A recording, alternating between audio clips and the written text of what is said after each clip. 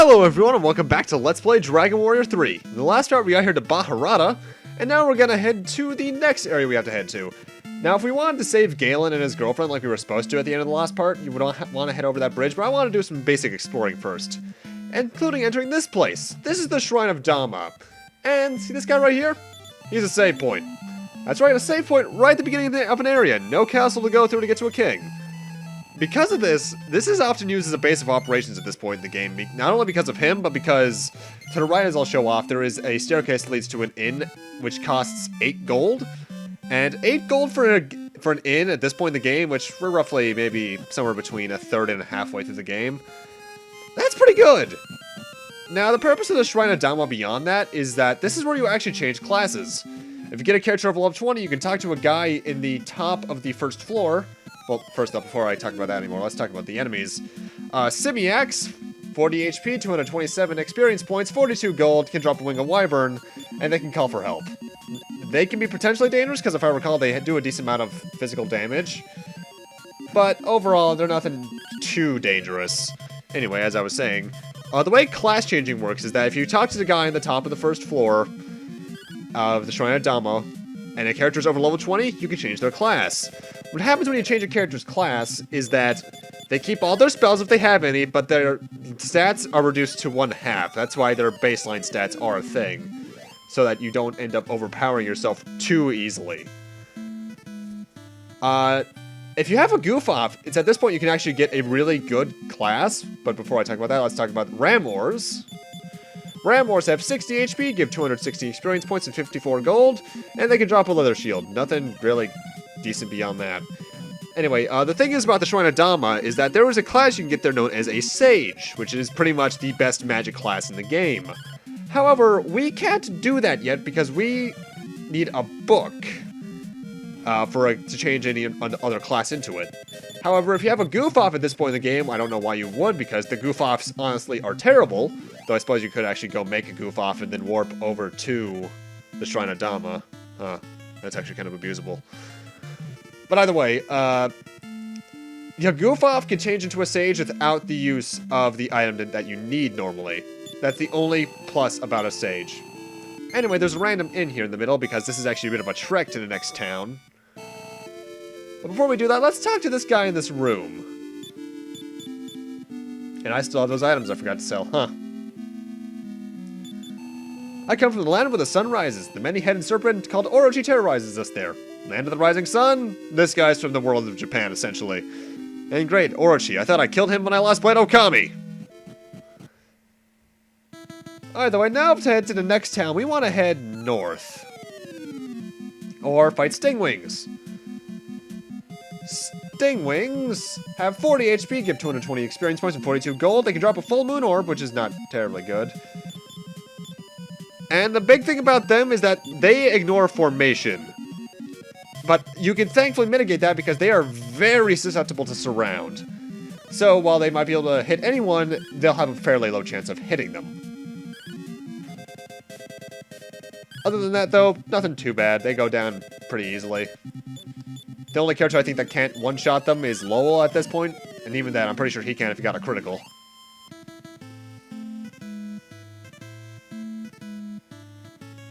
Anyway, we want to head north to get to the next town. You'll know it when you see it because it's pretty obvious. And the next new enemy is a Sky Dragon. 80 HP, 1,067 experience points, 216 gold, and they can drop a Nocurnal life. However, these guys are ridiculously powerful. If you're around level 15 at this point in the game, which is very possible because if you don't do a lot of level grinding like I tend to do, they can quite easily take out around half your health bar. Well, health. Thankfully, they are very susceptible to expel, so if you see one in the battle and you don't feel like dealing with it, just expel it. The experience points aren't overly worth it, honestly.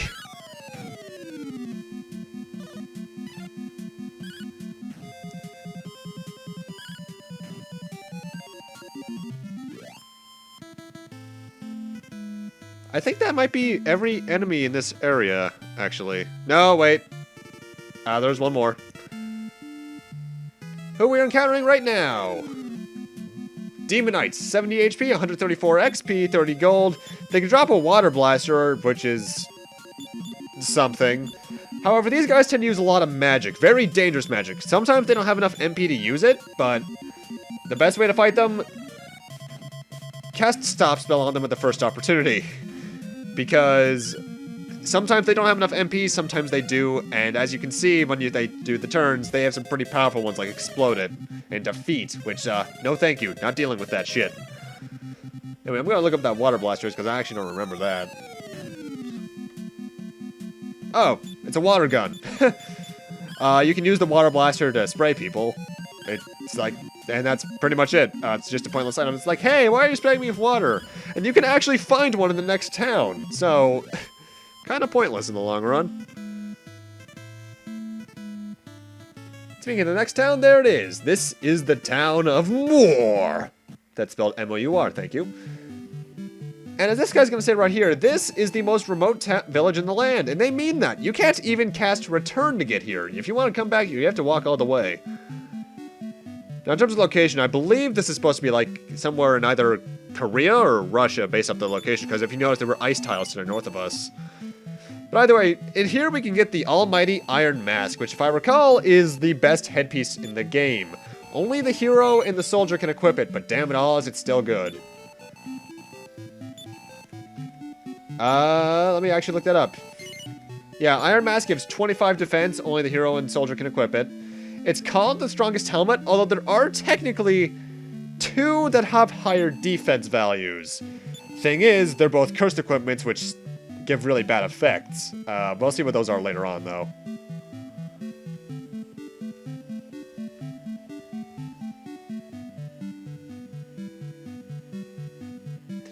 Anyway, you gotta notice if you talk to a lot of people, they'll mention this guy named Papa Gatero, and that apparently we look like him. In fact, I think I talked to a guy that when I was looking at my inventory lists. Yeah, that guy mentions him. We should probably figure out who that guy is if we look like him. So let's head up here.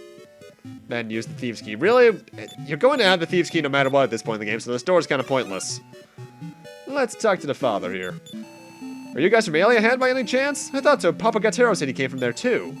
I think in Alien Hand he went by Ortega. I remember him saying how he regretted leaving his son behind. Yep, our dad somehow got all the way over here. And if you pay attention to his name, Ortega Papa Gatero, it's a rearrangement. Either way, now we're back at Dama, so we can head finally to the cave we have to go to. And in doing so, we encounter the next new enemy, Tongue Bears. 50 HP, 147 XP, 30 gold, and they can drop an Iron Spear. Which is a weapon that has around 26 attack. The only classes that can't use it are the Mage and Thief from the Super Nintendo version. It's not overly worth it, though. And if I recall, they ignore formation, so they can be kind of dangerous. I know they do a lot of damage.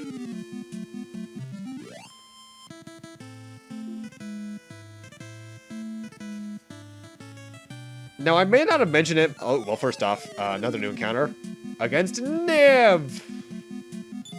Random ass enemy name, but I'll take it. Nevs, rather, have 42 HP, 171 XP, 31 gold. They drop Poison Moth Power, which, as I mentioned, is an unusable battle item that can poison enemies. And they can cast Chaos. Chaos, I recall, yeah, Chaos, pretty much puts everyone into a confused status. Pretty much where it makes someone as likely to attack their own party as they are the enemy. It's pretty much just confusion on one person. Although it's called Panic All, weirdly enough, in later translations. Either way, now we're in this cave, we immediately encounter our next new enemy. Executioners! 45 HP, 200 experience points, 24 gold. They drop a poison needle. I've gone over those before. And that's about it. Though it's weird. They're called Executors in later translations, which it just makes me think of Executor.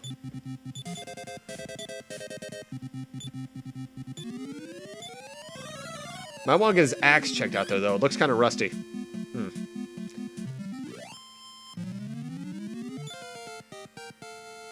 And Dart leveled up. As I mentioned before, I forget if I've gone over this. I probably have, and I apologize for sounding redundant if I have. Level ups are random, though they go along basic baseline stats. I know I mentioned the baseline stats, but I forget if I mentioned if level ups themselves are still overly random. Hey, I can't go up there. Is there a door in my way? Yes, there is! And if you head over here, we got a treasure chest, which has 552 gold. If I don't open a chest in this area, it's a man-eater chest, so it's not worth going after. Next new enemy is a Catula. 35 HP, 180 XP, 30 gold, they drop an animal suit.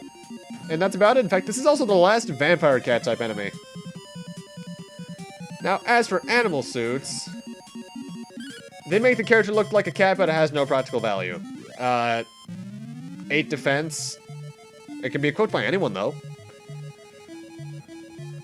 I guess it's pretty good for selling, though, because they sell for 262 gold. So that's pretty decent. Though I just got almost that exact amount from some chests. Really, if you do all the grinding I do, money is no problem in this game, because I constantly have over 40k, really. And I think this game's maximum is the same as it was in Dragon Quest 1, where it's 65, 355. Don't quote me on that, but I think it is. Oh, hey, random dude. I saw a man go south right into a wall of darkness. Then, from out of that darkness, I heard a sound like a key turning into a lock. That's probably important.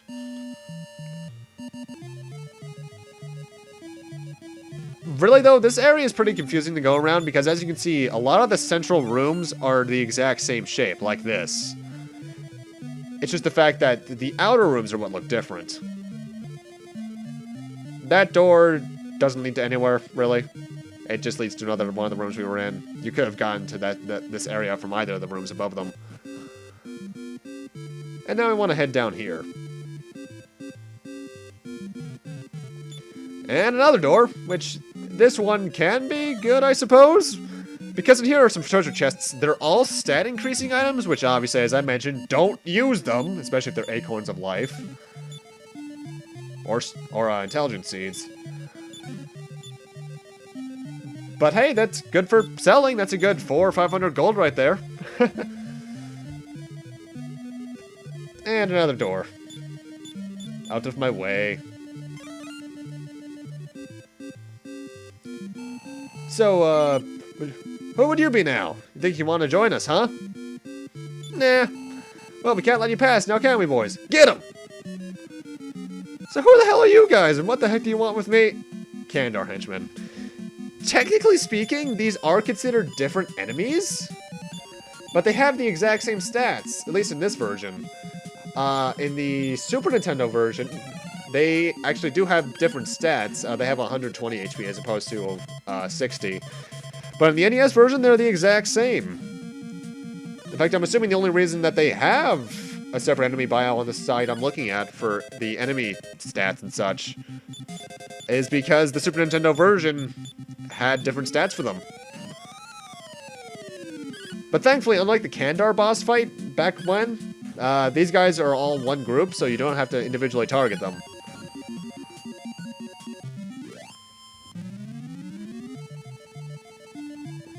So let's see what we've got in this room. Oh, hey, it's Galen. And I'm assuming that's his girlfriend over there. Also, heal up if you have someone below 70. Just call the hunch. Oh, brave hero, save me. I'm Tanya, kidnapped from the town of Baharata. The button that opens this door should be near the table at the end of the corridor. Yes, I can see it. They actually showed a button this time instead of back in the pyramid.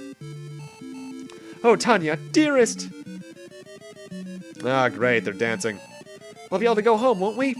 When we get back, let's get married. Oh, my darling. Oh, great. Thank you, brave hero. Generic love story. Oh, boy.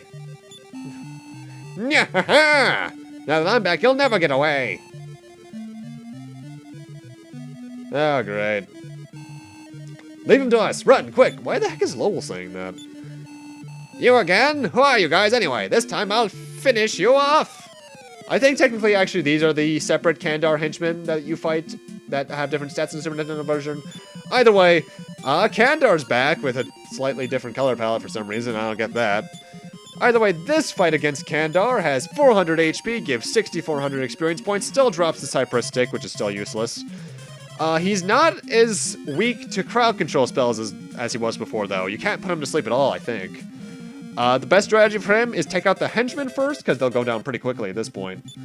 And then focus all your efforts on Kandar, and if you can get it off on him, use Sap.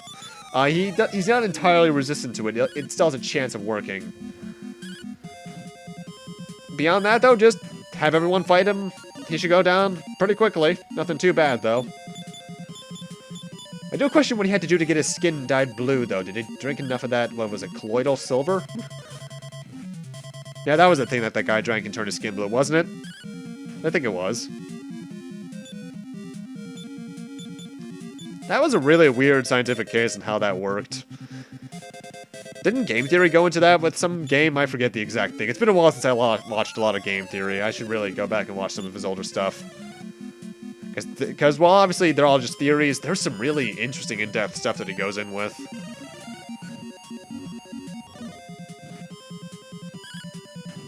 Yeah, though, Kandar, very harder than he was last time, but still nothing too hard. Curses! I'm no match for you! I beg of you! I promise you I'll change! I've seen the error of my ways! Spare me, I beg you! Nah, I feel like killing you. Don't be so cold-hearted! Don't say things like that! Come on, please! Oh, great, another but-thou-must situation. Fine, you can live. Thanks, I really mean it. Be well until we meet again. I don't know why I gave him the narrator voice from Legend of Korra, but I'll take it. Either way, we're done here in this area, so cast outside if you want a quick shortcut out. And now we're back in Baharata. But now that Galen and Tanya are safe, we can actually buy pepper in this town, which we needed for the king back in Portoga, obviously. I actually forget what area Baharata is based off of. I think it's somewhere in the Middle East, but I'm not entirely sure about that. I know Portoga is based off Portugal. So let's head back in here and head back to the king so we can give him that pepper.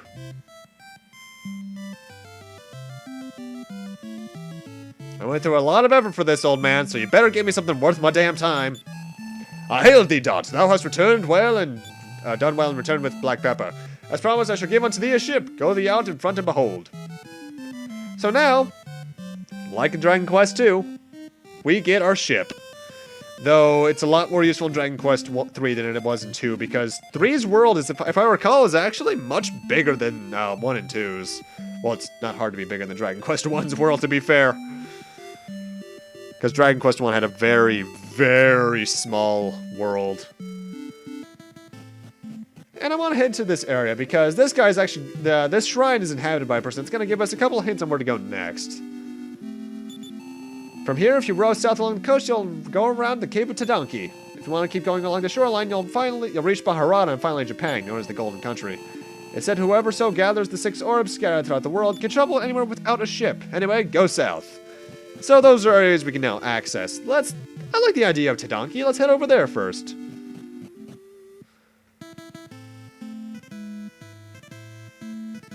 As he said, just follow the coast. You'll know which, you'll actually have to enter a river in order to get to it. You'll know you can reach the right place once the 3rd river. But first, 2 new enemies, Man-O-Wars and Murzons. Man-O-Wars have 40 HP, give 240 experience points, 46 gold, and can drop a full moon herb. They can also call for help, and their attacks can actually numb you, so watch out for that. And Murzons have 54 HP, 320 experience points, 46 gold, they can drop a strength sheet, which is pretty useless. And they can also cast defense, which, as I think I've mentioned before, can lower any one of your party's defense. However, they're susceptible to something similar. If you encounter a Murzon, use Sap on it. They're very susceptible to it. Either way, as I mentioned, let's head down to the 3rd river. There's also some annoying crab enemies you can encounter in this area. I didn't run into any this part, but if you do, just run from them. They're not worth the effort. Especially if you encounter like 2 of them in 1 or 2 Man-O-Wars, because then they just become outright annoying because you get numbed and you can't take out their HP fast enough and it just gets annoying. Nuts, it's turning into night. Which I did intentionally, actually, because this town is very interesting at night, to say the least. This is the town of Tadanki, by the way. First up, we want to head over here to this guy and buy something. we want to buy the magic armor, one of my favorite pieces of equipment in the game. The magic armor, aside from having 40 defense points, which is really good, actually decreases the damage you take from fire armor, or fire attacks rather. And since there's a lot of fire attacks in the game, that's pretty good. It can be equipped by a lot of classes too. The only ones it can't are the fighter, wizard, merchant, and I think something else. I forget. Goof off, probably. Anyway, let's talk to this guy. Oh, Wayfarer, it's best to first find the final key, that which unlocks the door to the jail. Go to the island of Lancel to the south to find it. Ah, great. That's gonna help. Anyway, investigate right here, you get a hidden treasure of an acorns of life, which means money! Either way, if you talk to people in town here, you can find out some interesting stuff, like that apparently this town was... that people tend to think for some reason that this town was attacked by the Archfiend. But it looks fairly healthy, so I don't get why. Either way, I want it to be day in the next area we head to, so let's rest up.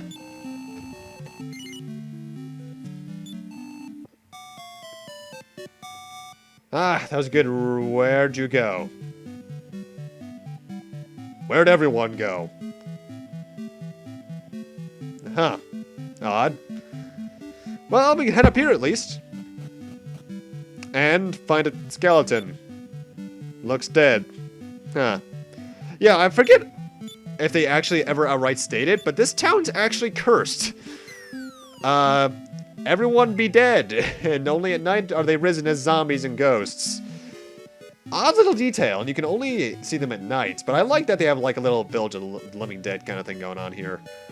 Anyway, before we leave, let's talk to this guy, Skeleton. No response, looks dead, but something was scrawled on the wall. I wanted to give someone the orb while I was still alive. Huh, so that guy back at the shrine mentioned orbs. We should probably figure out a way to get past that prison door. Like the final key that was mentioned.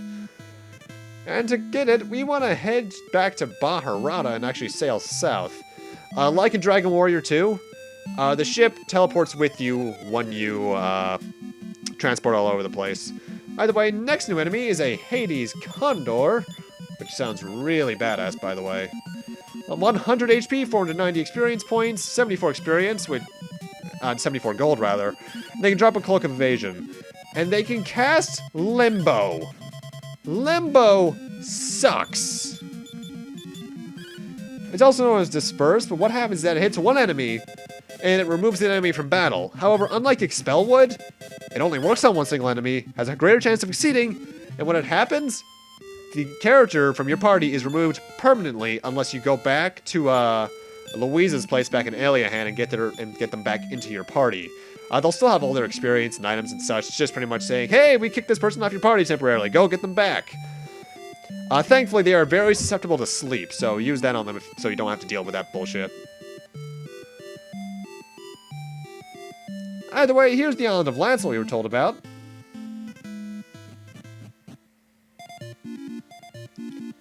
And now there's some stuff we can do here. First off, let's talk to this guy.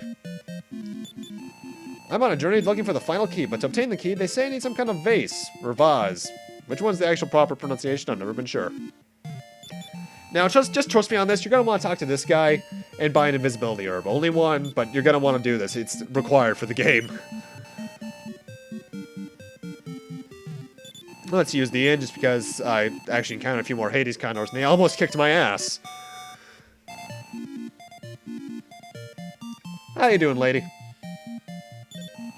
I'm the daughter of the tool shopkeeper. Please buy some invisibility herbs. Well, I only need one of them. The Vase of Drow is supposed to be in the castle of Eggenbear. Eggenbear is an island country to the north of Portoga. Let's look at this realistically. Portugal is south of what big country that starts with an E, essentially? Well, somewhat. I forget the exact layout of Portugal. But either way, Eggenbear is based off England. It's actually very apparent once you see it. Either way, we want to warp over to, well, Portoga, and head north in our ship. So let's do that.